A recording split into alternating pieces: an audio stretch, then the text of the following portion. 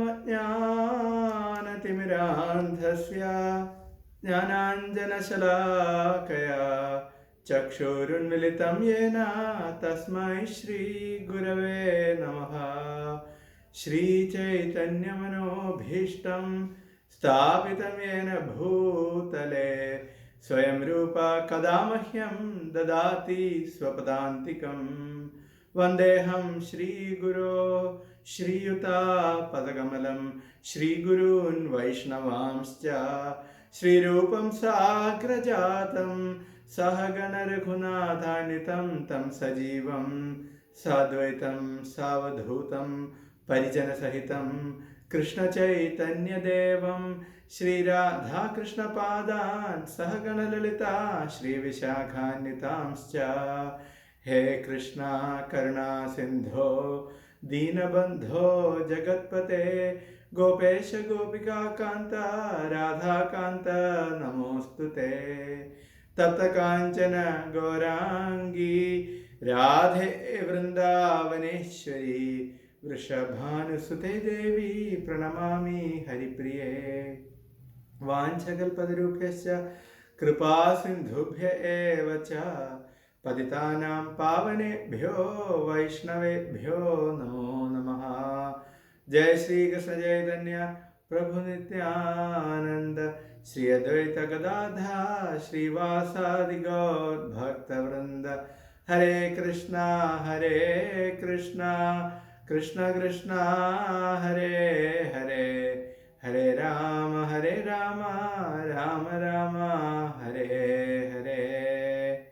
ഹരേ കൃഷ്ണ. ഇന്ന് നമുക്ക് ഭഗവത്ഗീത യഥാരൂപത്തിൽ 13ാമത്തെ അധ്യായം തുടങ്ങാം.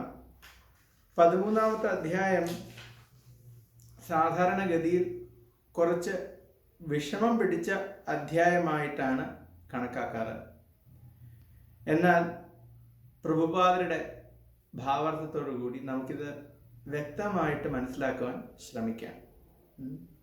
അപ്പോൾ അധ്യായത്തിൻ്റെ പേര് തന്നെ പ്രകൃതി പുരുഷൻ ക്ഷേത്രജ്ഞൻ എന്നാണ്. അപ്പോൾ ഭഗവത്ഗീത അധ്യായങ്ങളിൽ മറ്റ് ഉപനിഷത്തുകളോട് ഏറ്റവും അധികം സാമ്യമുള്ള ഒരു അധ്യായമാണ് ഈ 13ാമത്തെ അധ്യായം.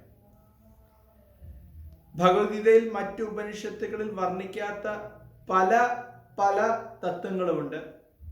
അത് വളരെ സ്പഷ്ടമായിട്ട് ഭഗവാൻ ശ്രീകൃഷ്ണൻ പ്രതിപാദിക്കുന്നു. അതാണ് നമുക്ക് കഴിഞ്ഞ 6 അധ്യായങ്ങളിൽ മനസ്സിലാക്കുവാൻ സാധിച്ചത്. അത് ഭക്തിയെപ്പറ്റി ഭഗവാൻ പറഞ്ഞു നൽകിയ അറിവ് 7ാമത്തെ അധ്യായം മുതൽ 12ാമത്തെ അധ്യായം വരെ, ആ അറിവ് ഉപനിഷത്തുക്കളിൽ പോലും നേരെ പ്രത്യക്ഷമായിട്ട് പ്രതിപാദിച്ചിട്ടില്ല. പരോക്ഷമായിട്ട് പ്രതിപാദിച്ചിട്ടുണ്ടെന്ന് പറയാം, പക്ഷെ പ്രത്യക്ഷമായിട്ട് പ്രതിപാദിച്ചിട്ടില്ല. എന്നാൽ ആ ഉപനിഷത്തുകളുമായിട്ട് വളരെ അധികം സാദൃശ്യമുള്ള ഒരു അധ്യായമാണ് 13ാമത്തെ അധ്യായം. അതുകൊണ്ട് പലപ്പോഴും ഭക്തർ ഈ അധ്യായം മനസ്സിലാക്കുവാനായിട്ട് വിഷമിച്ചു പോന്നു എന്നിരിക്കും. അതിൽ ആ വൈഷമ്യം നമുക്ക് ഇല്ലാതാക്കാൻ ശ്രമിക്കാം. എന്തുകൊണ്ടാണ്? ഇതിൽ ഈ അധ്യായത്തിന്റെ തുടക്കത്തിൽ പ്രകൃതി പുരുഷൻ ക്ഷേത്രജ്ഞൻ എന്നിവയെ പറ്റിയാണ്. ഈ അധ്യായത്തിന്റെ തുടക്കം തന്നെ അർജുനന്റെ ചോദ്യങ്ങളും ഉത്തരങ്ങളും കൊണ്ടാണ്. അർജുനൻ ചോദ്യങ്ങൾ ചോദിക്കുന്നു, ഭഗവാൻ ഉത്തരങ്ങൾ നൽകുന്നു. കഴിഞ്ഞ അധ്യായത്തിലും 12ാമത്തെ അധ്യായത്തിലും അർജുനൻ ചോദ്യം ചോദിക്കുകയുണ്ടായി. എന്നാൽ ഇവിടെ പല കാര്യങ്ങളെപ്പറ്റി അർജുനൻ ചോദിക്കുന്നുണ്ട്. അതുകൊണ്ട് തന്നെ ഭഗവാൻ അതിന് ഉത്തരങ്ങൾ നൽകുന്നു. അപ്പോൾ ഈ അധ്യായം നമുക്ക് അധ്യായം ആദ്യത്തെ ശ്ലോകം മുതൽ അവസാനത്തെ ശ്ലോകം വരെയുള്ള ശ്ലോകങ്ങളുടെ ഉള്ളടക്കം നമ്മൾ നോക്കുകയാണെങ്കിൽ, അതിലെ പ്രധാനപ്പെട്ട വസ്തുതകൾ എന്തൊക്കെയാണെന്ന് നോക്കുകയാണെങ്കിൽ നമുക്ക് മനസ്സിലാക്കാൻ കഴിയും. ആദ്യം അർജുനന്റെ ചോദ്യങ്ങളാണ്. അതിനുശേഷം ഭഗവാൻ ഈ ചോദ്യങ്ങൾക്ക് ഒന്നൊന്നായിട്ട് ഉത്തരങ്ങൾ നൽകുകയാണ് ചെയ്യുന്നത്. അപ്പോൾ ആദ്യത്തെ 7 ശ്ലോകങ്ങളിൽ ഭഗവാൻ ക്ഷേത്രവും ക്ഷേത്രജ്ഞനും ആരൊക്കെ എന്ന് പറയുന്നു. എന്താണ് ക്ഷേത്രം, എന്തൊക്കെയാണ് ക്ഷേത്രജ്ഞൻ? ഇത് ക്ഷേത്രവും ക്ഷേത്രജ്ഞനും എന്തൊക്കെയെന്ന് ഭഗവാൻ പ്രതിപാദിക്കുന്നു. അതിനുശേഷം 8 മുതൽ 12 വരെയുള്ള ശ്ലോകങ്ങൾ അതിപ്രാധാന്യം അർഹിക്കുന്നതാണ്. എന്തുകൊണ്ടെന്നാൽ ജ്ഞാനം എങ്ങനെ ലഭിക്കാം, ജ്ഞാനം എങ്ങനെ ലഭിക്കാം എന്നാണ് ഭഗവാൻ പ്രതിപാദിക്കുന്നത്. അതാണ് 8 മുതൽ 12 വരെ. 13 മുതൽ 19 വരെ ജ്ഞേയം എന്താണെന്ന്. ജ്ഞേയം എന്ന് പറഞ്ഞു കഴിഞ്ഞാൽ ജ്ഞാനം കൊണ്ട് എന്താണോ മനസ്സിലാക്കുവാൻ ശ്രമിക്കുന്നത്, അതാണ് ജ്ഞേയം. ഒന്ന് ജ്ഞാനം, ജ്ഞേയം. ജ്ഞേയമാണ് 13 മുതൽ 19 വരെ. തീർച്ചയായിട്ടും ജ്ഞേയം എന്ന് പറയുന്നത് ആരാണ്? പരമാത്മാവ് തന്നെയാണ് ജ്ഞേയം. നമ്മൾ ഈ ജ്ഞാനം കൊണ്ട് മനസ്സിലാക്കാൻ ശ്രമിക്കുന്നത് ഭഗവാനെ തന്നെയാണ്, അല്ലെങ്കിൽ പരമാത്മാവിനെയാണ്. പിന്നീട് 20 മുതൽ 26 ശ്ലോകം വരെ പ്രകൃതിയും പുരുഷനും തമ്മിലുള്ള ബന്ധം, അവരെങ്ങനെ ഒരുമിച്ച് പ്രവർത്തിക്കുന്നു, അതാണ് പ്രകൃതിയും പുരുഷനും അവരുടെ സംയോഗം. അതാണ് 20 മുതൽ 26 വരെ. പിന്നീട് അവസാനം 27 മുതൽ 35 വരെയുള്ള ശ്ലോകങ്ങൾ എന്ന് പറയുന്നത് ഒരർത്ഥത്തിൽ ഈ അധ്യായത്തിൻ്റെ ഒരു ചുരുക്കം എന്ന് വേണമെങ്കിൽ പറയാം. സംക്ഷിപ്തമായിട്ട് ഭഗവാൻ പ്രതിപാദിക്കുകയാണ് 27 മുതൽ 35 വരെ. അത് ശാസ്ത്രചക്ഷുസ്, ശാസ്ത്രം കൊണ്ട് ഈ ലോകത്തെ നമുക്ക് എങ്ങനെ നോക്കിക്കാണാം, ശാസ്ത്രചക്ഷുസ്സാണ് ഈ ശ്ലോകങ്ങളിൽ ഭഗവാൻ പ്രതിപാദിക്കുന്നത്. അപ്പോൾ ഈ 13ാമത്തെ അധ്യായം എന്ന് പറയുന്നത് എന്താണ്? പ്രകൃതി, പുരുഷൻ, ക്ഷേത്രജ്ഞൻ, ഇതാണ് അധ്യായത്തിൻ്റെ പേര്. ആദ്യത്തെ 7 ശ്ലോകങ്ങളിൽ ക്ഷേത്രവും ക്ഷേത്രജ്ഞനെയും എന്താണെന്ന് ഭഗവാൻ പ്രതിപാദിക്കുന്നു. 8 മുതൽ 12 വരെ ജ്ഞാനം, 13 മുതൽ 19 വരെ ജ്ഞേയം, 20 മുതൽ 26 വരെ പ്രകൃതിയും പുരുഷനും അവരുടെ സംയോഗവും. അതിനുശേഷം അവസാനത്തെ ശ്ലോകങ്ങൾ 27 മുതൽ 35 വരെ ശാസ്ത്ര ചക്ഷുസ് അല്ലെങ്കിൽ ജ്ഞാന ചക്ഷുസ് അല്ലെങ്കിൽ ജ്ഞാനത്തോടുകൂടി ഈ ലോകത്തെ എങ്ങനെ വീക്ഷിക്കാം എന്ന് ഭഗവാൻ പറഞ്ഞു നൽകുന്നു. ഭൗതിക പ്രകൃതിയെ കീഴടക്കാൻ ശ്രമിക്കുകയും ചെയ്യുന്നു. അങ്ങനെ പ്രകൃതിക്ക് മേൽ ആധിപത്യം സ്ഥാപിക്കാൻ എത്രമാത്രം കഴിവുണ്ടെന്നതിന് ആശ്രയിച്ച് അയാൾക്കൊരു കർമ്മവേദി ലഭിക്കും. ഈ പ്രവർത്തന മണ്ഡലമാണ് ശരീരം. നോക്കൂ, നമ്മുടെ പ്രവർത്തന മണ്ഡലമാണ് ശരീരം. ശരീരമില്ലെങ്കിൽ നമുക്ക് പ്രവൃത്തി ചെയ്യാൻ സാധിക്കില്ല. ഏതവസ്ഥയിൽ? ബദ്ധാവസ്ഥയിൽ. ഒരിക്കലും ചിന്തിക്കരുത് മുക്താവസ്ഥയിൽ നമുക്ക് ശരീരം വേണം അല്ലെങ്കിൽ മനസ്സ് വേണം എന്ന് ചിന്തിക്കരുത്. ആത്മാവ് അതിനുപരിയാണ്. പക്ഷേ ബദ്ധാവസ്ഥയിൽ നമുക്ക് എന്ത് പ്രവൃത്തി നിർവഹിക്കണമെങ്കിലും തീർച്ചയായിട്ടും നമുക്ക് ശരീരം കൂടിയേ സാധിക്കുകയുള്ളൂ. അതുകൊണ്ടാണ് ഇവിടെ പറയുന്നത് നമ്മുടെ ശരീരം എന്നത് കർമ്മവേദിയാണ്. നമുക്ക് വീണ്ടും ശരീരം ലഭിക്കും. നമ്മുടെ ഇത് കർമ്മമണ്ഡലമാണ്. ഈ കർമ്മമണ്ഡലം എങ്ങനെ ഉപയോഗിക്കുന്നോ അതിനനുസരിച്ച് നമുക്ക് അടുത്ത ശരീരം ലഭിക്കും. ഇതാണ് ക്ഷേത്രം. നമ്മൾ പലപ്പോഴും ക്ഷേത്രം സംസ്കൃതത്തിൽ കൃഷിഭൂമിക്ക് ക്ഷേത്രം എന്ന് ഉപയോഗിക്കാറുണ്ട്. അപ്പോൾ ക്ഷേത്രം എന്നുള്ള വാക്കിന് സംസ്കൃതത്തിൽ പല അർത്ഥങ്ങളുണ്ട്. ആരാണോ ആ ഭൂമി ഉപയോഗിക്കുന്നത് അതിനനുസരിച്ചാണ് ക്ഷേത്രം എന്നുള്ള പദം ഉപയോഗിക്കുന്നത്. അപ്പോൾ ശരീരത്തെ ക്ഷേത്രമായിട്ട് കാണുന്നുണ്ട്, കൃഷിഭൂമിയെ ക്ഷേത്രമായിട്ട് കാണാറുണ്ട്, അല്ലെങ്കിൽ ഭഗവാന്റെ ആലയത്തെ അതിനും ക്ഷേത്രമായിട്ട് കാണാറുണ്ട്. അപ്പോൾ ഇത് ആരുടെ ക്ഷേത്രം എന്നനുസരിച്ചിരിക്കും. ആത്മാവിനുള്ള ക്ഷേത്രമാണ് ഈ ശരീരം. അതുപോലെ തന്നെ വിത്ത് പാകാൻ പറ്റിയിട്ടുള്ള ആ ക്ഷേത്രമാണ് കൃഷിഭൂമി. ഭഗവാന്റെ ക്ഷേത്രമാണ് ദേവാലയം അല്ലെങ്കിൽ മന്ദിരം എന്ന് പറയുന്ന ആ അമ്പലം. ഇങ്ങനെ ക്ഷേത്രം പല വിധത്തിലാണ്. അപ്പോൾ ഇവിടുത്തെ ക്ഷേത്രം എന്നുള്ളത് കൊണ്ട് ഉദ്ദേശിക്കുന്നത് നമ്മുടെ ശരീരം തന്നെയാണ്. ആ ക്ഷേത്രത്തെ മനസ്സിലാക്കുന്നത് ആത്മാവാണ്. ആ ക്ഷേത്രമാണ് ബദ്ധനായിട്ടുള്ള ആത്മാവിൻ്റെ കർമ്മവേദി. ശരീരം ഇന്ദ്രിയങ്ങളാൽ നിർമ്മിക്കപ്പെട്ടവയാണ്. ബദ്ധനായ ജീവാത്മാവ് ഇന്ദ്രിയ തൃപ്തിക്ക് വേണ്ടി ആഗ്രഹിക്കുന്നു. ഇന്ദ്രിയ സുഖങ്ങളെ അനുഭവിക്കാനുള്ള കഴിവിനനുസരിച്ച് അയാൾക്ക് ഒരു ശരീരം അഥവാ പ്രവർത്തന മേഖല ലഭിക്കുന്നു. അതുകൊണ്ടാണ് ശരീരത്തെ ക്ഷേത്രം അഥവാ ബദ്ധജീവാത്മാവിൻ്റെ കർമ്മവേദി എന്ന് പറയുന്നത്. താൻ ശരീരമാണെന്ന് വിചാരിക്കുന്നവനാണ് ക്ഷേത്രജ്ഞൻ അഥവാ ക്ഷേത്രത്തെ അറിയുന്നവൻ. ക്ഷേത്രവും ക്ഷേത്രജ്ഞനും അഥവാ ശരീരവും ശരീരത്തെ അറിയുന്നവനും തമ്മിലുള്ള വ്യത്യാസം മനസ്സിലാക്കാൻ പ്രയാസമില്ല. ബാല്യം മുതൽ വാർദ്ധക്യം വരെ ഏതൊരാളുടെ ശരീരത്തിന് വിവിധ മാറ്റങ്ങൾ ഉണ്ടാകുന്നുണ്ട്. എന്നാലും അയാൾ അതേ വ്യക്തിയായി തന്നെ ഇരിക്കുന്നു. ഇതെല്ലാവർക്കും അറിയാവുന്നതാണല്ലോ. അപ്രകാരം പ്രവർത്തന മണ്ഡലത്തിനും അതിനെ അറിയുന്നവനും തമ്മിൽ വ്യത്യാസമുണ്ട്. ഒരു ശരീരത്തിൽ നിന്ന് ഭിന്നനാണെന്ന് ഉപാധിബദ്ധനായ ഒരു ജീവാത്മാവിനെ എങ്ങനെ മനസ്സിലാക്കാം? ഇത് ആദ്യമേ പറഞ്ഞിട്ടുണ്ട്. ദേഹിനോസ്മിൻ എന്ന് തുടങ്ങുന്ന ശ്ലോകത്തിൽ ജീവസത്ത ശരീരത്തിൽ കുടികൊള്ളുന്നുവെന്നും ശരീരം ശൈശവത്തിൽ നിന്ന് കൗമാരത്തിലേക്കും പിന്നെ യൗവനത്തിലേക്കും ക്രമേണ വാർദ്ധക്യത്തിലേക്കും കടക്കുന്നു എന്നും വ്യക്തമാക്കുന്നുണ്ട്. ശരീരത്തിൻ്റെ ഉടമ ഈ മാറ്റങ്ങളെ അറിയുന്നുണ്ട്. ഉടമസ്ഥൻ തന്നെയാണ് ക്ഷേത്രജ്ഞൻ. ഞാൻ സന്തുഷ്ടനാണ്, ഞാൻ പുരുഷനാണ്, ഞാൻ സ്ത്രീയാണ്, ഞാനൊരു നായയാണ്, പൂച്ചയാണ്, ഇങ്ങനെയെല്ലാം ഒരു വേള നാം ചിന്തിക്കുന്നു. ഇതെല്ലാം ക്ഷേത്രജ്ഞൻ്റെ ശാരീരികമായ ഉപാധികളാണ്. ക്ഷേത്രജ്ഞൻ ശരീരത്തിൽ നിന്ന് ഭിന്നനാണ്. ഉടുപ്പുകൾ മുതലായ പല പല സാധനങ്ങൾ നമ്മൾ ഉപയോഗിക്കാറുണ്ടല്ലോ. എന്നാൽ ഉപയോഗിക്കുന്ന സാധനത്തിൽ നിന്ന് നാം വ്യത്യസ്തരാണെന്ന് നമുക്കറിയാം. അതുപോലെ നാം ശരീരത്തിൽ നിന്ന് വ്യത്യസ്തരാണെന്ന് കുറച്ചാലോചിച്ചാൽ മനസ്സിലാക്കും. ശരീരമുള്ള ഏതൊരാളും ക്ഷേത്രജ്ഞനാണ്. അയാളുടെ പ്രവർത്തന രംഗമായ ശരീരം ക്ഷേത്രവും. ഇതിൽ രണ്ടോ മൂന്നോ കാര്യങ്ങൾ മനസ്സിലാക്കാനുണ്ട്. ഒന്ന്, നമ്മുടെ കർമ്മങ്ങൾക്കനുസരിച്ചാണ് നമുക്കൊരു ക്ഷേത്രത്തെ ലഭിക്കുന്നത്. അതായത് നമ്മുടെ മറ്റു കാലങ്ങളിൽ നമ്മൾ എത്രത്തോളം കർമ്മങ്ങൾ അനുഷ്ഠിച്ചിട്ടുണ്ടോ, അത് ഗുണമാകാം ദോഷമാകാം, ആ കർമ്മങ്ങളുടെ അടിസ്ഥാനത്തിൽ നമുക്കൊരു പ്രവർത്തന വേദി ലഭിക്കുന്നു. മറ്റൊരു ഉദാഹരണം പറയുകയാണെങ്കിൽ, നമുക്ക് നമ്മുടെ കർമ്മങ്ങളനുസരിച്ച് നമ്മുടെ യോഗ്യത അനുസരിച്ച് നമുക്കൊരു ജോലി ലഭിച്ചു എന്നിരിക്കട്ടെ. ആ ജോലി നമുക്ക് എന്തൊക്കെ യോഗ്യതകളുണ്ടോ അതിനനുസരിച്ചായിരിക്കും നമുക്കൊരു ജോലി ലഭിച്ചു എന്ന് വരിക. അപ്പോൾ ജോലി ലഭിക്കുന്നു എന്നുള്ളത് നമ്മുടെ കർമ്മഫലമാണ്. ആ ജോലി അനുസരിച്ച് നമുക്കൊരു പ്രവർത്തന മണ്ഡലം ലഭിക്കുന്നുണ്ട്. ഉദാഹരണത്തിന്, ഒരാൾ ട്രക്ക് ഡ്രൈവറാണെന്നിരിക്കട്ടെ, അപ്പോൾ ട്രക്ക് ഓടിക്കുന്നു. അതല്ല, ഒരാൾ ഓഫീസിലാണ് വർക്ക് ചെയ്തിരിക്കട്ടെ, അവിടെ ഓഫീസിൽ വർക്ക് ചെയ്യുന്നു.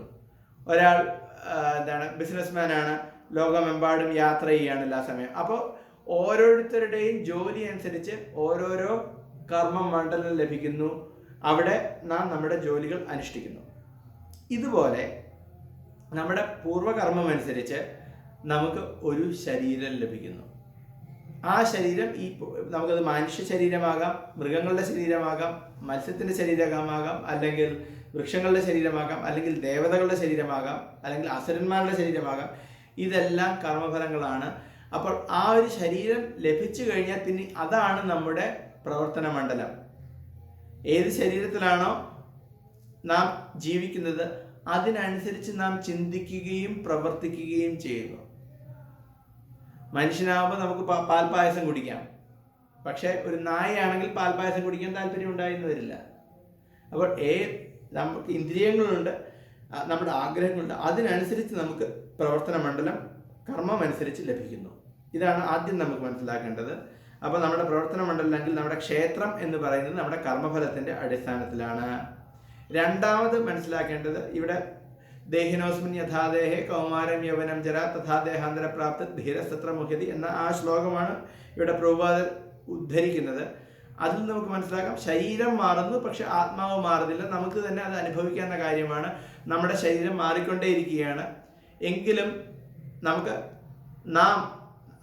നമ്മുടെ അടിസ്ഥാനപരമായിട്ടുള്ള വ്യക്തിത്വത്തിന് മാറ്റം വരുന്നില്ല. അപ്പോൾ ഇവിടെ ഒരു വാക്ക് ഉപയോഗിക്കുന്നത്, നമ്മുടെ ശരീരം അല്ലെങ്കിൽ ക്ഷേത്രം എന്ന് പറയുന്നത് ഉപാധിയാണെന്നാണ് പറയുന്നത്. അപ്പോൾ ആ വാക്കുകൾ എല്ലാവരും മനസ്സിലാക്കേണ്ടതാണ്. ഉപാധി, പ്രഭുപാദൻ ഉപയോഗിക്കുന്ന വാക്കാണ് ഉപാധി. എന്തുകൊണ്ടെന്നാൽ ഉപനിഷത്തുകളിലും ഈവൻ അദ്വൈതവാദികൾ, ശങ്കരാചാര്യരുടെ ഫോളോവേഴ്സും ഉപയോഗിക്കുന്നൊരു പദമാണ് ഉപാധി. അതായത് നമ്മുടെ ആത്മാവ് ഒരു ശരീരത്തിൽ നിവസിച്ച് ആ ശരീരം താൻ തന്നെ എന്നുള്ള ആ ചിന്ത, ഇതാണ് ഉപാധി. അപ്പോൾ ശരീരം നമ്മുടെ ഒരു ഉപാധിയാണ്. അല്ലെങ്കിൽ ഞാൻ സ്ത്രീയാണ്, അല്ലെങ്കിൽ പുരുഷനാണ്, ഇന്ത്യക്കാരനാണ്, ഇതെല്ലാം ഉപാധികളാണ്. അപ്പോൾ ഇത് ശാശ്വതമായിട്ടുള്ള നമ്മുടെ അവസ്ഥയല്ല, മറിച്ച് ഇത് വെറും താൽക്കാലികമായിട്ടുള്ള ഒരു അവസ്ഥയാണ്. ഇതാണ് ഉപാധി. അതുകൊണ്ട് തന്നെ ഭക്തിയെപ്പറ്റി പറയുമ്പോൾ പറയുന്നത് എന്താണ്? സർവോപാധിർ വിനിർമുക്തം തത്പരത്വേന നിർമ്മലം ഹൃഷീകേശ സേവനം ഭക്തിരുച്യത്തെ. ഭക്തിയുടെ ഡെഫിനിഷൻ, നിർവചനം തന്നെ ഇങ്ങനെയാണ്: സർവ ഉപാധിർ വിനിർമുക്തം, മറ്റൊരു ഉപാധികളും ഇല്ലാതെ ഹൃഷീകങ്ങൾ കൊണ്ട് അല്ലെങ്കിൽ നമ്മുടെ ഇന്ദ്രിയങ്ങൾ കൊണ്ട് ഹൃഷീകങ്ങളുടെ ഈശ്വരനായിട്ടുള്ള ഭഗവാനെ സേവിക്കുമ്പോൾ അതിനെ ഭക്തി എന്ന് പറയുന്നു. അപ്പോൾ സർവ ഉപാധിർ വിനിർമുക്തം, ഒരു ഉപാധികളും ഇല്ലാതെ. ഇതാണ് ഉപാധി എന്നുള്ള വാക്കുകൊണ്ട് ഉദ്ദേശിക്കുന്നത്. അത് നമ്മൾ മനസ്സിലാക്കണം. ഇത് പല വൈദിക ഗ്രന്ഥങ്ങളിലും ഉപയോഗിക്കുന്ന ഒരു പദമാണ് ഉപാധി എന്നുള്ളത്. അതുകൊണ്ട് ആർക്കും അതിൽ സംശയം ഉണ്ടാവരുത്. ഭഗവത്ഗീതയുടെ ആദ്യത്തെ 6 അധ്യായങ്ങൾ ക്ഷേത്രജ്ഞനായ ജീവസത്തെക്കുറിച്ചും ആ ജീവന് ഏത് വിധത്തിൽ ഭഗവാനെക്കുറിച്ചുള്ള ജ്ഞാനം നേടാൻ സാധിക്കും എന്നതിനെക്കുറിച്ചും വിവരിക്കുന്നു. ഭക്തിയുത സേവനത്തെക്കുറിച്ചും ഭഗവാനെക്കുറിച്ചും പരമാത്മാവും ജീവാത്മാവും തമ്മിലുള്ള ബന്ധം എന്തെന്നതിനെക്കുറിച്ചും ഭഗവത്ഗീതയുടെ നടുവിലുള്ള 6 അധ്യായങ്ങൾ പ്രതിപാദിക്കുന്നു. പരമദിവ്യോത്തമ പുരുഷനായ കൃഷ്ണന്റെ സമുത്കൃഷ്ടതയും ജീവാത്മാവിന് താരതമ്യേനയുള്ള ആശ്രിതത്തെയും എടുത്തു കാട്ടുന്നുണ്ട് ഈ അധ്യായങ്ങൾ. ഏത് പരിതസ്ഥിതിയിലും ഭഗവത് വിധേയരാണ് ജീവസത്തകൾ. അത് മറന്നു പോകുന്നത് കൊണ്ടാണ് അവർക്ക് ക്ലേശങ്ങൾ അനുഭവിക്കേണ്ടി വരുന്നത്. സൽക്കർമ്മങ്ങളാൽ ബോധദീപ്തരാകുമ്പോൾ വ്യത്യസ്ത സാഹചര്യങ്ങൾ അവരെ ഭഗവാനിലേക്ക് നയിക്കുന്നു. ദുഃഖമോ ധനേച്ഛയോ അറിവിനുള്ള ആഗ്രഹമോ ജിജ്ഞാസയോ ഒക്കെ ആവാം ആ സാഹചര്യങ്ങൾ. അത് വിവരിച്ചിട്ടുണ്ട്. 13-ാം അധ്യായം മുതൽക്കുള്ളവയിൽ ജീവസത്തയ്ക്ക് ഭൗതിക പ്രകൃതിയുമായി ബന്ധപ്പെടുന്നതെങ്ങനെയെന്നും പലവിധം ഫലോദ്ദിഷ്ട കർമ്മങ്ങളിലൂടെയും ജ്ഞാനാർജനത്തിലൂടെയും ഭക്തിപരമായ സേവനത്തിലൂടെയും ഭഗവാൻ മുഖേന ജീവന് മോചനം കിട്ടുന്നത് എങ്ങനെയെന്നുമാണ് പ്രതിപാദിക്കുന്നത്. ഭൗതിക ശരീരത്തിൽ നിന്ന് തികച്ചും ഭിന്നനാണ് ജീവസത്ത എങ്കിലും എങ്ങനെയോ അത് ശരീരമായി ബന്ധപ്പെട്ടു പോകുന്നു. ഇത് വിശദീകരിക്കപ്പെട്ട് തരുന്നുണ്ട്. നോക്കൂ, അപ്പം പറയുന്നത് ജീവസത്ത, ജീവാത്മാവ് ശരീരത്തിൽ നിന്ന് പൂർണ്ണമായിട്ടും വ്യത്യസ്തനാണ്. എന്നിരുന്നാലും നാം ഈ ശരീരത്തിൽ അകപ്പെട്ടു പോകുന്നു. അപ്പോൾ നമ്മുടെ ശരീരവും നമ്മളും തമ്മിലുള്ള ആ ഒരു ബന്ധം എന്താണ്, എങ്ങനെയാണ് നാം അകപ്പെട്ടു പോകുന്നത്, അത് ഈ അധ്യായത്തിൽ ഭഗവാൻ വിസ്തരിക്കുന്നുണ്ട്. അതുകൊണ്ടാണ് നമ്മൾ ഇതിനു മുമ്പ് തന്നെ പറഞ്ഞു, ഈ ശ്ലോകങ്ങളിലെ ഒരു വിഭാഗം ശ്ലോകങ്ങൾ എന്ന് പറയുന്നത് എന്താണ്? പ്രകൃതിയും പുരുഷനും അവയുടെ സംയോഗവും. പ്രകൃതിയും പുരുഷനും അവയുടെ സംയോഗവും. അവിടെ പ്രകൃതി എന്ന് ഉദ്ദേശിക്കുന്നത് ഭൗതിക പ്രകൃതിയാണ്. പുരുഷൻ എന്നുദ്ദേശിക്കുന്നത് ജീവാത്മാവ് തന്നെയാണ്. പക്ഷേ ജീവാത്മാവിൻ്റെ അഭിരുചി, ജീവാത്മാവിൻ്റെ ആഭികാമ്യം, ജീവാത്മാവിൻ്റെ ആഗ്രഹം എന്താണ്? ഭഗവാനിൽ നിന്ന് വ്യത്യസ്തനായിട്ട്, ഭഗവാനില്ലാതെ ഇവിടെ സുഖം അനുഭവിക്കാനുള്ള ആഗ്രഹമാണ്. അങ്ങനെയുള്ള ആത്മാവ് എങ്ങനെയാണ് ഈ പ്രകൃതിയുമായിട്ട് ചേരുന്നത്? ഇതാണ് പ്രകൃതി പുരുഷൻ അവ തമ്മിലുള്ള ആ ഒരു സംയോഗം. അതാണ് ഇവിടെ വർണ്ണിക്കുന്നത്. അതുകൊണ്ട് ഇത് വളരെ പ്രധാനപ്പെട്ടൊരു അധ്യായമാണ്. അത് ഇപ്പോഴല്ല, കുറച്ച് ശ്ലോകങ്ങൾ കഴിഞ്ഞിട്ടാണ് ഇത് വിസ്തരിക്കുന്നത്. അത് നമ്മൾ മുമ്പ് പറഞ്ഞതുപോലെ 20 മുതൽ 26 വരെയുള്ള ശ്ലോകങ്ങളാണ് പ്രകൃതിയും പുരുഷനും തമ്മിലുള്ള ബന്ധം പറയുന്നത്. ശരി, അടുത്തത് 3-ാമത്തെ ശ്ലോകം. ക്ഷേത്രജ്ഞം ചാപിമാം വിദ്ധി സർവക്ഷേത്രേഷു ഭാരത ക്ഷേത്രജ്ഞയോ ജ്ഞാനം യത്തജ്ഞാനമതം അപാ. ഹേ ഭരതവംശജ, സർവശരീരങ്ങളും കുടികൊള്ളുന്ന ഞാനും ക്ഷേത്രജ്ഞനാണെന്ന് നീ അറിയണം. എന്താണ്? ഹേ ഭാരതവംശജ, സർവശരീരങ്ങളിലും കുടികൊള്ളുന്ന ഞാനും ക്ഷേത്രജ്ഞനാണെന്ന് നീ അറിയണം. ഈ ശരീരമാകുന്ന ക്ഷേത്രത്തെയും ക്ഷേത്രജ്ഞനെയും കുറിച്ചുള്ള അറിവാണ് ജ്ഞാനം. ഇതാണ് എൻ്റെ അഭിപ്രായം. ഭഗവാനും ക്ഷേത്രജ്ഞനാണ്. അപ്പൊ 2 ക്ഷേത്രജ്ഞന്മാരാണുള്ളത്. അർജുനൻ ക്ഷേത്രജ്ഞൻ എന്താണെന്ന് ചോദിച്ചു. അപ്പോൾ ഭഗവാൻ പറയുന്നു 2 ക്ഷേത്രജ്ഞന്മാരാണ് നമുക്കുള്ളത്. ഒന്ന് നാം തന്നെ, ഒന്ന്, നാം തന്നെ ക്ഷേത്രജ്ഞനാണ്. ഇത് കൂടാതെയോ ഭഗവാനും ക്ഷേത്രജ്ഞനാണ്. പരമാത്മാവിൻ്റെ രൂപത്തിൽ എല്ലാവരുടെ ഹൃദയത്തിലും കുടികൊള്ളുന്നുണ്ട്. ഭഗവാനും നമ്മുടെ ശരീരത്തിൽ എന്തൊക്കെ നടക്കുന്നു എന്ന് എല്ലാം വ്യക്തമായിട്ട് അറിയാം. എന്നിട്ടോ അടുത്ത് നോക്കൂ, ഈ ശരീരമാകുന്ന ക്ഷേത്രത്തെയും ക്ഷേത്രജ്ഞനെയും കുറിച്ചുള്ള അറിവാണ് ജ്ഞാനം. ക്ഷേത്രത്തെയും ക്ഷേത്രജ്ഞനെയും കുറിച്ചുള്ള അറിവാണ് ജ്ഞാനം. ജ്ഞാനം, യഥാർത്ഥത്തിലുള്ള അറിവ് എന്താണെന്ന് ചോദിച്ചാൽ എല്ലാവർക്കും പറയാൻ പറ്റണം. ക്ഷേത്രത്തെ പറ്റിയും ക്ഷേത്രജ്ഞനെ പറ്റിയും ഉള്ള അറിവാണ് ജ്ഞാനം. നമുക്ക് ഭാവാർത്ഥം വായിക്കാം. ശരീരം, അതിൻ്റെ ജ്ഞാതാവ്, ജീവാത്മാവ്, പരമാത്മാവ് ഇവയെപ്പറ്റി ചർച്ച ചെയ്യുമ്പോൾ 3 വ്യത്യസ്ത വിഷയങ്ങളെക്കുറിച്ച് നമുക്ക് ചിന്തിക്കേണ്ടത്: ഈശ്വരൻ, ജീവസത്ത, ജഡപദാർത്ഥം. ഓരോ ക്ഷേത്രത്തിലും അഥവാ ഓരോ ശരീരത്തിലും 2 തരത്തിലുള്ള ആത്മാക്കളുണ്ട്. വ്യക്തിഗത ആത്മാവും പരമാത്മാവും. ഭഗവാൻ കൃഷ്ണന്റെ സമഗ്ര രൂപ വിസ്തരണമത്രേ പരമാത്മാവ്. ഞാനും ക്ഷേത്രജ്ഞനാണ്. എന്നാൽ വ്യക്തിഗതനായ ശരീരജ്ഞാതാവല്ല ഞാൻ. പരമജ്ഞാതാവാണ്. പരമാത്മരൂപേണ എല്ലാ ശരീരങ്ങളിലും ഞാൻ വാഴുന്നു എന്ന് ഭഗവാൻ പറയുന്നുണ്ട്. ക്ഷേത്രം, ക്ഷേത്രജ്ഞൻ എന്നീ വിഷയങ്ങളെക്കുറിച്ച് ഭഗവത്ഗീതയിൽ പറയുന്നതനുസരിച്ച് സൂക്ഷ്മമായി പഠിക്കുന്നവർക്ക് ജ്ഞാനം നേടാൻ കഴിയും. ഓരോ ശരീരത്തിലും കുടികൊള്ളുന്ന ക്ഷേത്രജ്ഞൻ ഞാനാണ് എന്ന് ഭഗവാൻ അരുളി ചെയ്യുന്നു. ഒരു വ്യക്തിക്ക് സ്വശരീരത്തെക്കുറിച്ച് മാത്രമേ അറിയൂ. കഴിഞ്ഞ ശ്ലോകത്തിൽ ഭഗവാൻ പറഞ്ഞു ക്ഷേത്രജ്ഞൻ ജീവാത്മാവാണെന്ന്. എന്നിട്ട് ഇവിടെ എന്താണ് പറയുന്നത്? ക്ഷേത്രജ്ഞം ചാപിമാം വിദ്ധി. ഞാനും ജീവാത്മാവും ഒന്നാണെന്നല്ല ഇവിടെ പറയുന്നത്. എന്നെയും ക്ഷേത്രജ്ഞനായി നീ മനസ്സിലാക്കുക.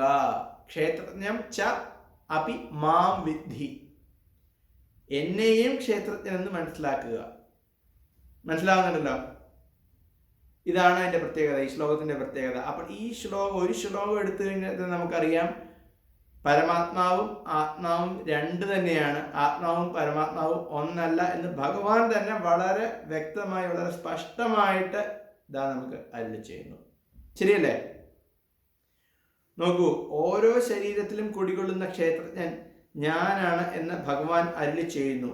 ഒരു വ്യക്തിക്ക് സ്വശരീരത്തെക്കുറിച്ച് മാത്രമേ അറിയൂ. മറ്റുള്ളവരുടെ ശരീരത്തെക്കുറിച്ച് അറിഞ്ഞുകൂടാ.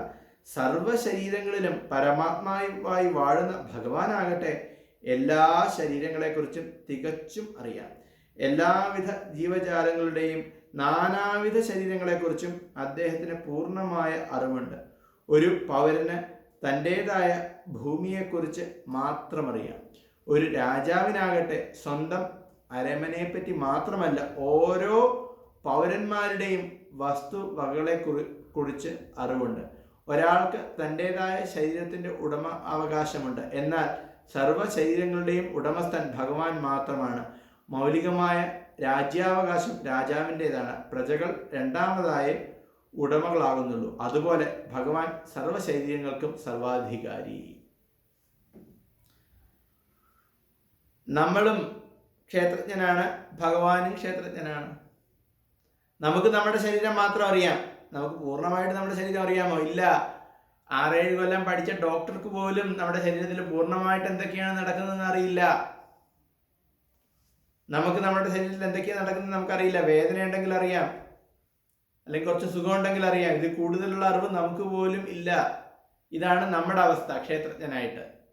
പക്ഷെ ഭഗവാന് നമ്മുടെ ഉള്ളിൽ, നമ്മുടെ ശരീരത്തിൽ മാത്രമല്ല, നമ്മുടെ മനസ്സിൽ നമ്മുടെ ഒരു ചിന്ത ഉണ്ടാകുന്നതിന് മുമ്പ് തന്നെ, അല്ലെങ്കിൽ നമ്മൾ ആഗ്രഹിക്കുന്നതിന് മുമ്പ് തന്നെ ഭഗവാൻ അറിയാം എന്താണ് നാം ആഗ്രഹിക്കാൻ പോകുന്നതെന്ന്. ഇതാണ് ഭഗവാന്റെ അറിവ്. ഇതാണ് ഭഗവാന്റെ ക്ഷേത്രജ്ഞത്വം. ഭഗവാൻ ക്ഷേത്രജ്ഞനാണ്. പക്ഷെ ഒരു ശരീരമാണോ? അല്ല. അണ്ടാന്തരസ്ഥം പരമാണു ചയാന്തരസ്ഥം ഗോവിന്ദമാദിപുരുഷം തമഹം ഭജാമി. അല്ലെങ്കിൽ ഇതിൽ പറയുന്ന പോലെ ഗോലോക ഏവ നിവസത്തി അഖിലാത്മഭൂത. ഗോലോകത്തിൽ നിവസിക്കുന്നു ഭഗവാൻ. എങ്കിലും ആ ഗോലോകത്തിൽ നിവസിക്കുന്ന ഭഗവാൻ അഖിലാത്മഭൂതനാണ്. എല്ലാവരുടെയും ഹൃദയത്തിൽ കുടികൊള്ളുന്നവനാണ്. ഇതാണ് ഭഗവാൻ. അപ്പോൾ ഭഗവാൻ എല്ലാവരുടെ ശരീരത്തിലും എന്തൊക്കെ നടക്കുന്നുവെന്ന് പൂർണ്ണമായിട്ട് അറിയാം. എന്നാൽ ക്ഷേത്രജ്ഞനായിട്ടുള്ള നമുക്ക് നമ്മുടെ ശരീരത്തിൽ പോലും എന്തൊക്കെ നടക്കുന്നു എന്നതിനെ പറ്റി പൂർണ്ണമായിട്ടുള്ള അറിവില്ല.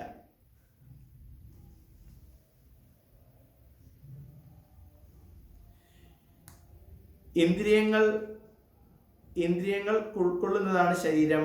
ഭഗവാൻ ഹൃഷികേശൻ അഥവാ ഇന്ദ്രിയങ്ങളുടെ നിയന്താവാണ്. അപ്പോൾ ഇതിനു മുമ്പ് തന്നെ 2 ഉദാഹരണങ്ങളാണ് പ്രഭുപാര് നൽകിയിരിക്കുന്നത്. എല്ലാവരും ഓർമ്മിക്കണം. രാജാവാണ് ആ രാജ്യത്തിൻ്റെ യഥാർത്ഥ ഉടമ. അതിനുശേഷം മാത്രമേ പ്രജകൾക്ക് ഉടമത്വം ലഭിക്കുകയുള്ളൂ. അതുകൊണ്ട് യഥാർത്ഥ ഉടമ രാജാവ് തന്നെ. ഇതുപോലെ തന്നെയാണ് പരമാത്മാവ്. പരമാത്മാവാണ് എല്ലാ ശരീരങ്ങളുടെയും യഥാർത്ഥ ഉടമ. അതുകൊണ്ട് തന്നെ എല്ലാം ശരീരത്തെ പറ്റിയും പരമാത്മാവിന് അറിയാം. രാജ്യത്തെ സർവപ്രവർത്തനങ്ങളും മൗലികമായി രാജാവിൻ്റെ നിയന്ത്രണത്തിൽ നടക്കുന്നത് പോലെ ഭഗവാന്റെ നിയന്ത്രണത്തിലാണ് സർവ ശരീരങ്ങളിലും ഇന്ദ്രിയങ്ങൾ പ്രവർത്തിക്കുന്നത്. പൗരന്മാർ രണ്ടാമതേ നിയന്താക്കളാകുന്നുള്ളൂ. ഞാനും ക്ഷേത്രജ്ഞനാണ് എന്ന് ഭഗവാൻ പറയുന്നു. സർവജ്ഞാതാവെന്നത് ഇതുകൊണ്ട് ഉദ്ദേശിക്കുന്നത് വ്യക്തിഗതനായ ആത്മാവിന് തൻ്റെതായ ശരീരത്തെ മാത്രമേ അറിയാൻ കഴിയൂ. വേദങ്ങൾ ഇപ്രകാരം പറയുന്നു: ക്ഷേത്രാണി ഹി ശരീരാണി ബീജം ചാഭി ശുഭാശുഭേ താനി വേത്തി സയോഗാത്മാ തഥ ക്ഷേത്രജ്ഞ ഉച്യത്തെ. ക്ഷേത്രമെന്ന് പറയപ്പെടുന്ന ഈ ശരീരത്തിൽ അതിൻ്റെ ഉടമയായ ജീവാത്മാവും ശരീരത്തെയും അതിൻ്റെ ഉടമയും അറിയുന്ന ഭഗവാനും വാഴുന്നു. അതുകൊണ്ട് ഭഗവാൻ സർവക്ഷേത്രങ്ങളുടെയും ക്ഷേത്രജ്ഞൻ എന്നറിയപ്പെടുന്നു. കർമ്മങ്ങളുടെ മണ്ഡലം, കർമ്മജ്ഞാതാവ്, സകല കർമ്മങ്ങളുടെയും പരമജ്ഞാതാവ്.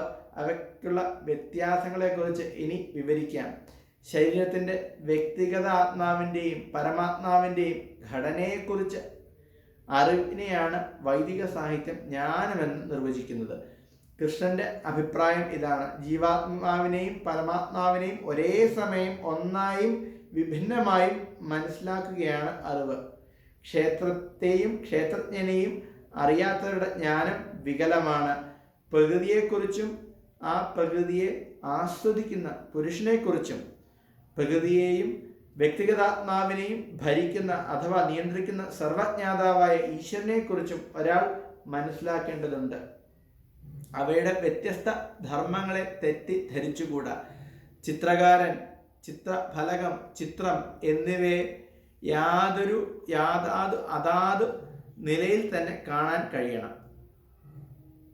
നോക്കോളൂ, എന്തൊക്കെയാണ് മനസ്സിലാക്കേണ്ടത്? ക്ഷേത്രത്തെയും ക്ഷേത്രജ്ഞനെയും പരമാത്മാവിനെയും അല്ലെങ്കിൽ ജീവാത്മാവിനെയും നമ്മുടെ ശരീരത്തെയും പരമാത്മാവിനെയും മൂന്നായി തന്നെ നാം കണ്ട് മനസ്സിലാക്കണം. ആദ്യം മനസ്സിലാക്കുക, എന്താണ് ജ്ഞാനം എന്ന് പറഞ്ഞു കഴിഞ്ഞാൽ ആത്മാവിനെയും പരമാത്മാവിനെയും തമ്മിലുള്ള അറിവ്, അവ തമ്മിലുള്ള ബന്ധം, അവ തമ്മിലുള്ള വ്യത്യാസം, ഇത് മനസ്സിലാക്കുന്നതിനാണ് യഥാർത്ഥത്തിലുള്ള ജ്ഞാനം. ഇത് മനസ്സിലാക്കിയിട്ടില്ലെങ്കിൽ അതിനെ യഥാർത്ഥത്തിലുള്ള ജ്ഞാനം എന്ന് പറയാൻ പറ്റില്ല. അപ്പോൾ പ്രകൃതിയെക്കുറിച്ചും ആ പ്രകൃതിയെ ആസ്വദിക്കുന്ന പുരുഷനെക്കുറിച്ചും പ്രകൃതിയെയും വ്യക്തിഗതാത്മാവിനെയും ഭരിക്കുന്ന അഥവാ നിയന്താവാകുന്ന സർവജ്ഞനായ ഈശ്വരനെക്കുറിച്ചും ഒരാൾക്ക് മനസ്സിലാക്കേണ്ടതുണ്ട്. അപ്പോൾ യഥാർത്ഥത്തിലുള്ള ജ്ഞാനം എന്ന് പറഞ്ഞു കഴിഞ്ഞാൽ ആത്മാവിനെ പറ്റി മനസ്സിലാക്കുക, ശരീരത്തെ പറ്റി മനസ്സിലാക്കുക, അല്ലെങ്കിൽ ഈ ശരീരത്തെ ആസ്വദിക്കാൻ ശ്രമിക്കുന്ന ആ പുരുഷനെക്കുറിച്ചും ഈ ശരീരമാകുന്ന പ്രകൃതിയെക്കുറിച്ചും ഇതിനെ രണ്ടിനെയും നിയന്ത്രിക്കുന്ന ഭഗവാനെക്കുറിച്ചും ആർക്കറിയാവുന്ന ഇതാണ് യഥാർത്ഥത്തിലുള്ള ജ്ഞാനം. അപ്പോൾ ശരീരവും ആത്മാവും തമ്മിലുള്ള വ്യത്യാസവും ഇവയെ രണ്ടിനെയും നിയന്ത്രിക്കുന്ന ഭഗവാനെ പറ്റിയുള്ള അറിവും ഉണ്ടെങ്കിൽ അതിനെ ജ്ഞാനം എന്ന് പറയുന്നു. ഇതറിയില്ലെങ്കിൽ അത് ജ്ഞാനമല്ല. ജ്ഞാനം എന്ന് പറഞ്ഞാൽ 3 കാര്യങ്ങളാണ്: ആത്മാവ്, ശരീരം, പരമാത്മാവ്.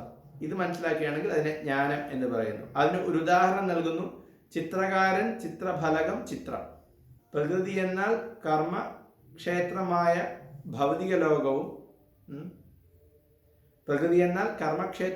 ഭൗതിക ലോകവും ആ പ്രകൃതിയെ അനുഭവിക്കുന്ന വ്യക്തി ജീവാത്മാവും രണ്ടിൻ്റെയും പരമനിയന്താവ് ഭഗവാനുമാണ്. ശ്വേതാശ്വതര ഉപനിഷത്തിൽ വൈദിക ശൈലിയിൽ പറയുന്നു: ഭോക്ത ഭോഗ്യം പ്രേരിതാരം ച മത്വസ്വരം പ്രോക്തം ത്രിവിധം ബ്രഹ്മം ഏതത്. ബ്രഹ്മത്തെക്കുറിച്ച് പൊതുവെ 3 ധാരണകളുണ്ട്. ധർമ്മക്ഷേത്രം എന്ന നിലയിൽ പ്രകൃതി ബ്രഹ്മനാണ്. ജീവനും വ്യക്തിഗതനായ ജീവാത്മാവ് ബ്രഹ്മൻ തന്നെ.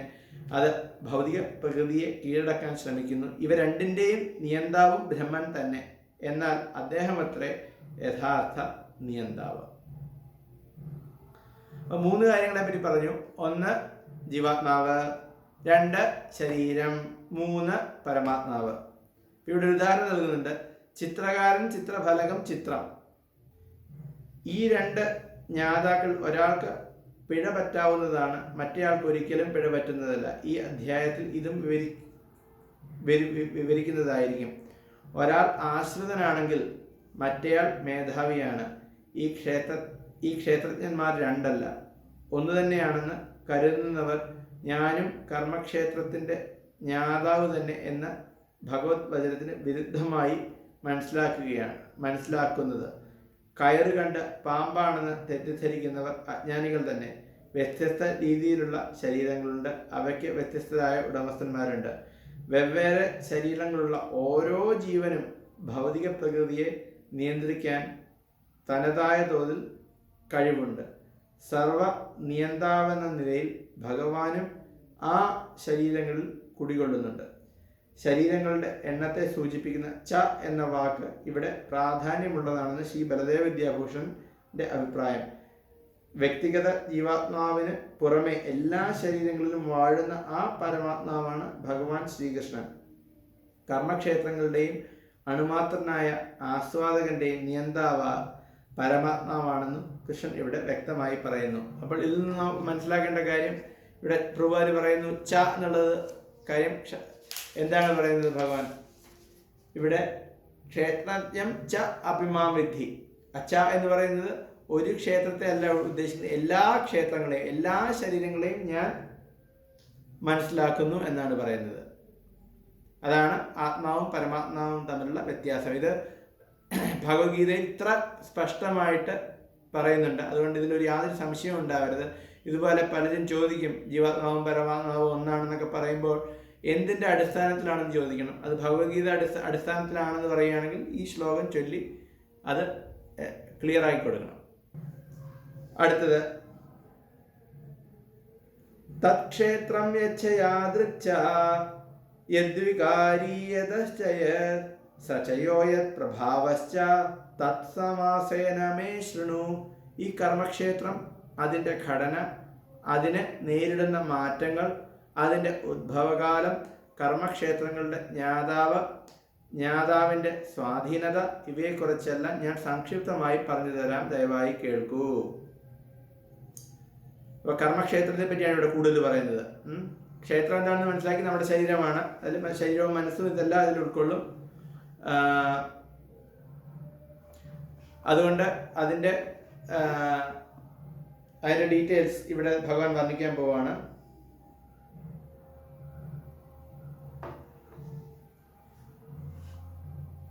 ഭാവാർത്ഥം: പ്രവർത്തന മേഖലകളുടെയും അതിൻ്റെ ജ്ഞാതാവിനെയും അവയുടെ തനിസ്വരൂപത്തിൽ ഭഗവാൻ പ്രതിപാദിക്കുന്നു.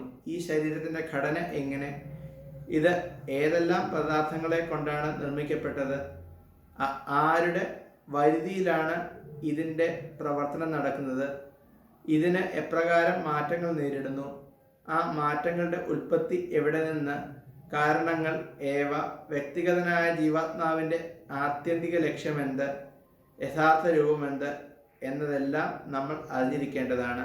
വ്യക്തിഗത ജീവാത്മാവിനും പരമാത്മാവിനും തമ്മിലുള്ള വ്യത്യാസം, അവയുടെ വ്യത്യസ്തങ്ങളായ സ്വാധീനതകൾ, സാധ്യതകൾ എന്നിവയെക്കുറിച്ചും അറിയണം. ഭഗവത്ഗീതയിൽ ശ്രീകൃഷ്ണ ഭഗവാന്റെ വിവരണങ്ങളിൽ നിന്ന് നേരിട്ട് പഠിക്കുന്നത് കൊണ്ട് ഈ അറിവെല്ലാം നേടാവുന്നതാണ്. ഒന്നോർക്കണം, സർവശരീരങ്ങളിലും വാഴുന്ന പരമദിവ്യോത്തമ പുരുഷനും വ്യക്തിഗത ജീവാത്മാവും ഒന്നാണെന്ന് തെറ്റിദ്ധരിക്കാതിരിക്കാൻ ശ്രമിക്കണം. പ്രബലമായതിനെയും ദുർബലമായതിനെയും തുല്യമെന്ന് കരുതുന്നത് പോലെയാണിത്. അപ്പോൾ ഇതിൽ നിന്ന് മനസ്സിലാക്കാം, ഈ ക്ഷേത്രത്തെ പറ്റിയുള്ള അല്ലെങ്കിൽ നമ്മുടെ ശരീരത്തെ പറ്റിയുള്ള കൂടുതൽ അറിവ് ഭഗവാൻ വർണ്ണിക്കാൻ പോവുകയാണ്. ആത്മാവും പരമാത്മാവും തമ്മിലുള്ള വ്യത്യാസം മനസ്സിലാക്കുക. അതൊന്നും ഒരിക്കലും തെറ്റിദ്ധരിക്കരുത്. ഇതാണ് ഇവിടെ പറയുന്നത്. കാര്യം ഇവിടെ പറയുന്ന കാര്യങ്ങളെല്ലാം അടുത്ത ശ്ലോകങ്ങളിലാണ് വർണ്ണിക്കാൻ പോകുന്നത്. എന്താണ് അതിൻ്റെ ഘടന, അതായത് കർമ്മക്ഷേത്രത്തിൻ്റെ ഘടന, അതിൻ്റെ ഉത്ഭവസ്ഥാനം, അതിൻ്റെ ജ്ഞാതാവിൻ്റെ സ്വാധീനം, ഇതെല്ലാം വരുന്നത് അടുത്ത ശ്ലോകങ്ങളിലാണ്. അപ്പോൾ അടുത്ത ശ്ലോകങ്ങൾ വായിക്കുമ്പോഴാണ് ഇത് മനസ്സിലാക്കാൻ പറ്റുന്നത്. അഞ്ചാമത് ശ്ലോകം. ഋഷിഭിർബഹുധാ ഗീതം ഛന്ദോഭിർ വിവിധൈ പൃഥക് ബ്രഹ്മസൂത്ര പദൈശ്ചൈവ ഹേതുമദ്ഭിർവിനിശ്ചിതൈഃ. എന്താണ് ഇവിടെ പറയുന്നത്? പ്രവർത്തന മേഖലയെയും അതിൻ്റെ ജ്ഞാതാവിനെയും കുറിച്ചുള്ള ജ്ഞാനം വിവിധ വൈദിക കൃതികളിലൂടെ ഋഷീശ്വരന്മാർ നൽകിയിട്ടുണ്ട്. വിശേഷിച്ചും വേദാന്ത സൂത്രത്തിൽ കാര്യകാരണ സഹിതം ഇത് സമർത്ഥിക്കപ്പെട്ടിരിക്കുന്നു. ഇപ്പോൾ ശരീരത്തെയും അതുപോലെ തന്നെ ആത്മാവിനെയും കുറിച്ചുള്ള ജ്ഞാനം ഋഷീശ്വരന്മാർ വർണ്ണിച്ചിട്ടുണ്ട്. എവിടെ? പ്രധാനമായിട്ടും വേദാന്ത സൂത്രത്തിൽ അല്ലെങ്കിൽ ബ്രഹ്മസൂത്രത്തിൽ. അപ്പോൾ ഭഗവാൻ തന്നെ ഇവിടെ വൈദിക ഗ്രന്ഥങ്ങൾ ഉപയോഗിച്ച് ഈ അറിവ് പകർന്നു നൽകുവാൻ പോവുകയാണ്. അതുകൊണ്ട് ഭാവാർത്ഥം, ഈ ജ്ഞാനം ഉപദേശിക്കുന്നതിനുള്ള സമുന്നതമായ ആധികാരികത പരമദിവ്യോത്തമ പുരുഷനായ കൃഷ്ണന് തന്നെയാണ് ഉള്ളത്. എങ്കിലും സാധാരണ വഴക്കമനുസരിച്ച് പണ്ഡിതന്മാരും മറ്റ് പ്രാമാണികരും എല്ലായ്പ്പോഴും ആധികാരിക തത്വമുള്ളവരെ പിന്തുടരാറുണ്ട്. ജീവാത്മാവിൻ്റെയും പരമാത്മാവിൻ്റെയും ദ്വൈതാദ്വൈത ഭാവങ്ങൾ വിവാദ വിഷയമായതിനാൽ പ്രാമാണിക ഗ്രന്ഥമായ വേദാന്ത സൂത്രത്തെ മുൻനിർത്തിക്കൊണ്ട് കൃഷ്ണൻ ഈ വിഷയത്തെ പരാമർശിക്കുന്നു. പല മഹർഷിമാരുടെയും അഭിപ്രായമനുസരിച്ചാണിത് എന്ന് കൃഷ്ണൻ ആദ്യമേ തന്നെ പറയുന്നു. ഭഗവാൻ പോലും മറ്റു ഋഷിമാരെയും അതുപോലെ തന്നെ ശാസ്ത്രത്തെയും ഉദ്ധരിക്കുന്നു എന്ന് നമുക്ക് മനസ്സിലാക്കണം. അപ്പോൾ ഭഗവാൻ പോലും വെറുതെ പറയുന്നില്ല. ഭഗവാൻ പോലും ശാസ്ത്രത്തെ ഉദ്ധരിച്ചാണ് ഇവിടെ അഭിപ്രായം പറയുന്നത്. കൃഷ്ണ ഭഗവാന് പുറമെ വേദാന്ത സൂത്ര രചയിതാവായ വ്യാസദേവനും ഒരു ഋഷിവര്യനാണ്. വേദാന്ത സൂത്രം ദ്വൈതഭാവത്തെ പറ്റി പൂർണ്ണമായും വിവരിച്ചിട്ടുണ്ട്. മറ്റൊരു മഹർഷിയാണ് വ്യാസദേവന്റെ പിതാവായ പരാശരൻ. മതാധിഷ്ഠാനങ്ങളായ തൻ്റെ കൃതികളിൽ ഒരിടത്ത് അദ്ദേഹം പറയുന്നു, അഹം ത്വം ച തഥാന്യേ, ഞാനും നീയും മറ്റ് വിവിധ ജീവികളും എല്ലാം ഭൗതിക ശരീരങ്ങൾ സ്വീകരിച്ചിട്ടുണ്ടെങ്കിലും അതീന്ദ്രിയ സത്തകളാണ്. നമ്മുടെ കർമ്മഭേദങ്ങൾക്കനുസരിച്ച് പ്രകൃതിയുടേതായ ത്രിഗുണങ്ങൾക്ക് വശപ്പെട്ട് പതിതരായിത്തീർന്നു. ചിലർ ഉത്കൃഷ്ട തലങ്ങളിലാണ്, ചിലർ താഴ്ന്ന തലങ്ങളിലും. രണ്ടും അജ്ഞാനത്താൽ നിലനിൽക്കുന്നു. എണ്ണമറ്റ ജീവവർഗങ്ങളിൽ പ്രത്യക്ഷപ്പെടുന്നു. എന്നാൽ പാതിത്യം പറ്റാത്ത പരമാത്മാവിനെ പ്രകൃതിയിലെ ത്രിഗുണങ്ങളാൽ ബാധിക്കപ്പെടുന്നില്ല. ദിവ്യവുമാണിത്.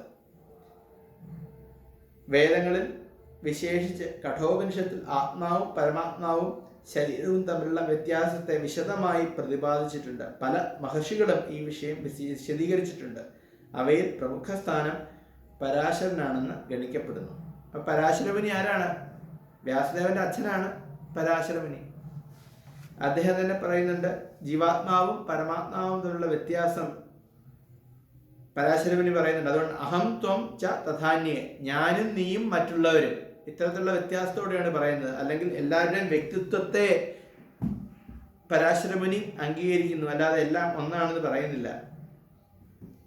തീർച്ചയായിട്ടും ആത്മാവെന്ന നിലയിൽ നമുക്ക് ഐക്യമുണ്ട്. നമ്മളെല്ലാവരും സച്ചിദാനന്ദ സ്വരൂപരാണ്. ആ ഐക്യമുണ്ട്. മറിച്ച് വ്യക്തിത്വമായിട്ട് നോക്കുമ്പോൾ എല്ലാവർക്കും വ്യത്യാസം ഉണ്ട്. അടുത്ത് നോക്കാം. ഛന്ദോഭി എന്ന പദം വിവിധ വൈദിക സാഹിത്യങ്ങളെ സൂചിപ്പിക്കുന്നു. ഉദാഹരണമായി ഒരു യജുർവേദ ശാഖയായ തൈത്തിരീയോപനിഷത്ത് പ്രകൃതി, ജീവാത്മാവ്, പരമപുരുഷൻ എന്നീ വിഷയത്തെപ്പറ്റി വിവരിക്കുന്നുണ്ട്. മുമ്പ് പറഞ്ഞതുപോലെ കർമ്മരംഗമത്രേ ക്ഷേത്രം. ക്ഷേത്രജ്ഞരാകട്ടെ രണ്ടു തരത്തിലുണ്ട്, വ്യക്തിഗത ജീവസത്തെയും പരമാത്മാവും. ബ്രഹ്മപുച്ഛം പ്രതിഷ്ഠ എന്ന് തൈത്തിരീയോപനിഷത്ത്. ഭഗവത് ശക്തിയുടെ ഒരാവിഷ്കാരമാണ് അന്നമയമെന്നത്. അന്നത്തെ ആശ്രയിക്കുന്ന ജീവിതം ഭൗതികതയിലുള്ള പരമപുരുഷ സാക്ഷാത്കാരമാണിത്. പിന്നെ പ്രാണമയം, അന്നമയ സാക്ഷാത്കാരത്തിനപ്പുറം നിരപേക്ഷ തത്വത്തെ ജീവജാലങ്ങളിൽ അഥവാ ജീവനുള്ള രൂപങ്ങളിൽ സാക്ഷാത്കരിക്കാം. അപ്പോൾ ഇത് രണ്ടും ആദ്യം നമുക്ക് മനസ്സിലാക്കാം. എന്താണ് ആദ്യത്തെ നമ്മുടെ ജീവിതം തുടങ്ങുന്നത് എങ്ങനെയാണ്? അന്നമയമായിട്ടാണ്. അന്നമയം. എന്താണ് അന്നമയം എന്ന് പറഞ്ഞു കഴിഞ്ഞാൽ, കൊച്ചു കുട്ടികളെ പറ്റി ചിന്തിക്കുക. കുട്ടികൾ എന്താണ്? അവരുടെ ലോകം എന്ന് പറഞ്ഞു കഴിഞ്ഞാൽ ആഹാരമാണ്. അവരുടെ ലോകം എന്ന് പറഞ്ഞു കഴിഞ്ഞാൽ മുഖമാണ്. എന്തൊക്കെ കയ്യിൽ കിട്ടുന്നോ അതെല്ലാം വായിലിടും. എന്തൊക്കെ ആഹാരം കൊടുക്കുന്നോ അവർ കഴിക്കും. അവരുടെ ജീവിതം ഒന്നുകിൽ അവർ കുറച്ച് ചെറിയ കുട്ടികളാകുമ്പോൾ കുറച്ചൊന്ന് ശരീരം അനക്കി അങ്ങോട്ടും ഇങ്ങോട്ടും ചെറുതിട്ട് പോയെന്നിരിക്കും. പ്രധാനമായിട്ട് ഉറങ്ങും, പിന്നെ ആഹാരം കഴിക്കും. ഇതാണ് നമ്മുടെ ജീവിതം തുടക്കം. ഇതാണ് അന്നമയം. ജീവിതത്തിലെ ഏറ്റവും പ്രധാനപ്പെട്ട വസ്തുത എന്താണ്? അന്നം, ആഹാരം. ചിലർ അത്ര കൊച്ചു കുട്ടികളല്ല, അവർ മുതിർന്നവരായി എന്നിരിക്കും. എന്നാലും അവരുടെ ജീവിത ലക്ഷ്യം എന്താണ്? ആഹാരം കഴിക്കൽ മാത്രമാണ്. ഫുഡീസ് കേട്ടിട്ടുണ്ടോ? ഫുഡീസ് എന്ന് പറഞ്ഞാൽ ആരാണ്? ഫുഡാണ് എല്ലാം. അവർക്ക് ഏത് വിധത്തിലുള്ള ആഹാരം എവിടെ കിട്ടും, അങ്ങനെ ആഹാരം കഴിച്ച് ജീവിക്കുക. ജീവിതത്തിന്റെ ലക്ഷ്യം എന്ന് പറയുന്നത് ആഹാരം കഴിക്കുക. ഇതാണ് അന്നമയം. മനസ്സിലാകുന്നല്ലോ? അന്നമയം ഇത് ഏറ്റവും തുടക്കത്തിലുള്ളൊരു അവസ്ഥയാണ്. ഇത് ആധ്യാത്മികമായിട്ടുള്ളൊരു അവസ്ഥയല്ല, ആത്മീയമായിട്ടുള്ള അവസ്ഥയല്ല, ഭൗതികമായിട്ടുള്ളൊരു അവസ്ഥയാണ് അന്നമയ ജീവിതം. ആ അന്നമയ ജീവിതം എന്ന് പറഞ്ഞാൽ വെറും എന്താ പറയണ്ട, അതിനുപരിയായിട്ടൊന്നുമില്ല. ഇതിന്റെ അടുത്ത തലമാണ് പ്രാണമയം. പ്രാണമയം എന്ന് പറഞ്ഞു കഴിഞ്ഞാൽ ഇതിനേക്കാൾ കുറച്ചുകൂടി ചിന്തിക്കാനുള്ള ഒരു അറിവ് ലഭിക്കുന്നു.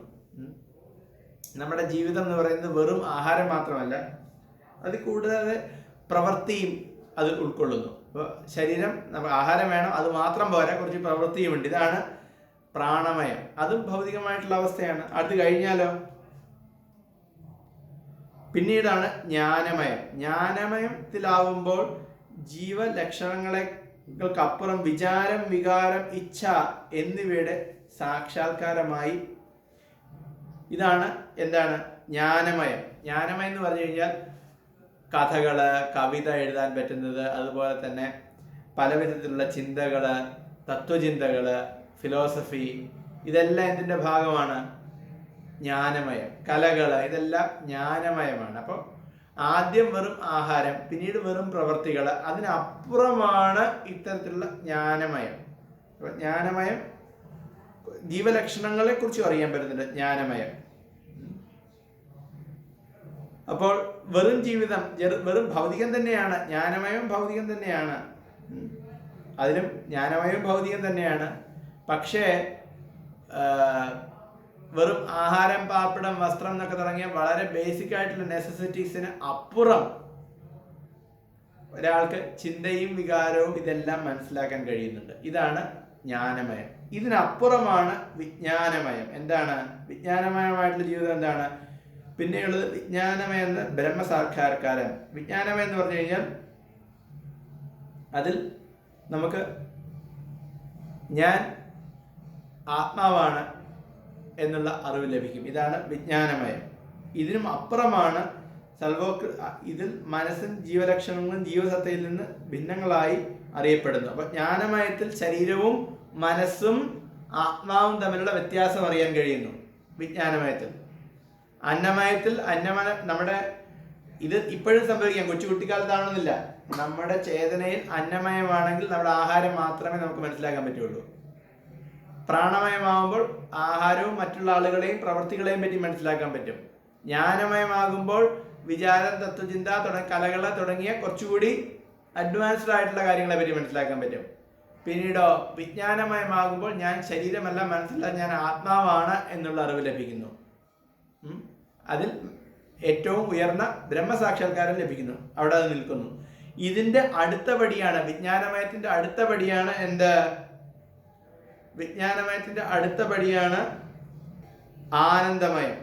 ആനന്ദമയം എന്ന് പറയുന്നത് ഭഗവത് സാക്ഷാത്കാരമാണ്, ഭക്തിയാണ്. അതാണ് ആനന്ദമയം. സർവോത്കൃഷ്ടമായ അടുത്ത പടിയാണ് ആനന്ദമയം, പരമാനന്ദത്തിന്റെ സാക്ഷാത്കാരം. ബ്രഹ്മസാക്ഷാത്കാരത്തിന് ഇങ്ങനെ 5 ഘട്ടങ്ങളാണുള്ളത്. ഇവ ബ്രഹ്മപുച്ഛമെന്ന് പറയുന്നു. അന്നമയം, പ്രാണമയം, ജ്ഞാനമയം എന്നിവയിൽപ്പെടുന്ന ജീവജാലങ്ങളുടെ കർമ്മരംഗങ്ങളെല്ലാം. അന്നമയവും പ്രാണമയവും ജ്ഞാനമയവും ആണ് നമ്മുടെ കർമ്മരംഗങ്ങളാണ്, ഭൗതികമാണ്. അന്നമയം പ്രാണമയം ജ്ഞാനമയം എന്നുള്ളത് ഭൗതികമാണ്. എന്നാലോ അടുത്തതാണ് ഇവയ്ക്ക് അതീതമാണ് ആനന്ദമയം. ആനന്ദമയം എന്നറിയപ്പെടുന്ന പരമപുരുഷൻ ആനന്ദമയോ അഭ്യാസ എന്ന വേദാന്ത സൂത്രം ഭഗവാനെ വിവരിക്കുന്നു. ഭഗവാൻ സ്വഭാവേന ആനന്ദപൂർണനാണ്. ഈ അതീന്ദ്രിയ ആനന്ദം ആസ്വദിക്കാൻ വേണ്ടി അവിടുന്ന് വിജ്ഞാനമയനാണെന്നും പ്രാണമയനായും അന്നമയനായ രൂപവിസ്തരണം കൈക്കൊള്ളുന്നു. കർമ്മക്ഷേത്രസ്ഥനായ ജീവസത്ത അനുഭോക്താവാണെന്ന് അറിയപ്പെടുന്നത്. അനുഭോക്താവിൽ നിന്ന് ഭിന്നനായ ആണ് ഈ ആനന്ദമയൻ. ആനന്ദമയന് സ്വയം സമർപ്പിക്കുന്നതിലൂടെ ആസ്വദിക്കുന്നതിന് തീരുമാനിച്ചാൽ ജീവാത്മാവിന് പരിപൂർണത ലഭിക്കും. സർവക്ഷേത്രങ്ങളുടെയും ജ്ഞാതാവായ ഭഗവാന്റെയും തദധീനനായ ക്ഷേത്രജ്ഞനായ ജീവാത്മാവിൻ്റെയും കർമ്മക്ഷേത്രങ്ങളുടെ സ്വഭാവത്തിൻ്റെയും യഥാർത്ഥ ചിത്രമാണിത്. വേദാന്ത സൂത്രത്തിലും ഈ സത്യം കണ്ടെത്താൻ ആകുന്നു. ഇത് മനസ്സിലാക്കുക.